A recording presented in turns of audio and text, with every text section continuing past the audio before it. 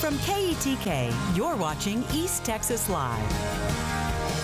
Welcome back. Joining me now is author Anne Marie, and she is here to talk to us about her new book. Thank you for joining us. Thank you for having me. Yes, so tell me a little bit about this book. What is it called?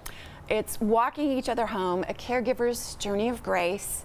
And I wrote it about both of my parents. They were both diagnosed with Alzheimer's, and I was living a pretty big life in California and left all of it. Yes. Jesus brought me home.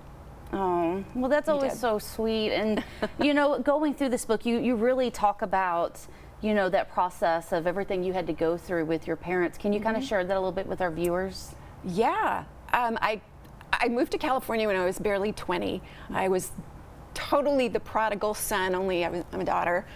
So I never thought I would ever move back to East Texas, ever in my whole life. But when both my parents were diagnosed, I was faced with a choice. Either I stay and keep my beautiful life, or I give it all up and start all over. And I didn't want to do that. I did not. I was not a great daughter. I prayed after my mother's diagnosis for answers, but I was hoping that maybe God would say, no, go back to California, have fun. But I was given a dream, and when I woke up, I was joyful.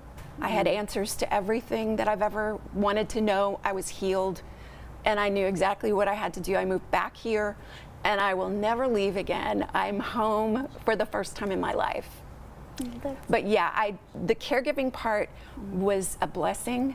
I got to know my parents, even though they didn't remember me anymore. I knew them, and it was the biggest gift that I could have ever been given in my life. Oh, I love that story. It's very touching. You're going to make me cry out here talking about this. It's good. Yeah. There's sad parts of this book. It's lots of good caregiving tips and tricks, but there's also, I was very open about some of the mistakes I made. So if you don't learn from my tips and tricks, please learn from my mistakes and don't do what I did. But overall, it was really such a blessing. And I had my sister Lisa, who lives in Longview. She was the other daughter that always stayed and took care of everyone and was wonderful. But she works full time and she couldn't do it. So we did it together. After my father passed, I bought a house and Mom moved in with me and my sister was there. And my mother's life was wonderful from that moment on. As soon as Dad died, she was given everything she could ever want. And we had so much fun, and it was beautiful. A beautiful life to the end. It was hard, wasn't always easy, but it was wonderful. Oh yes, and so, you know, what is that ultimate message that you hope people take away from this book? There's a lot of really good practical advice, but then there's also a lot of things that people don't think of, like grieving, or if you're going to be in an assisted living or independent living, or what is a memory care lockdown. I offer different prices. They've probably gone up since then, but it's very expensive. There are a lot of different alternatives. I talk about hospice. The first chapter is get your house in order before the funeral. So it's about for everybody, anyone. I've done that. I've been diagnosed with early onset Alzheimer's.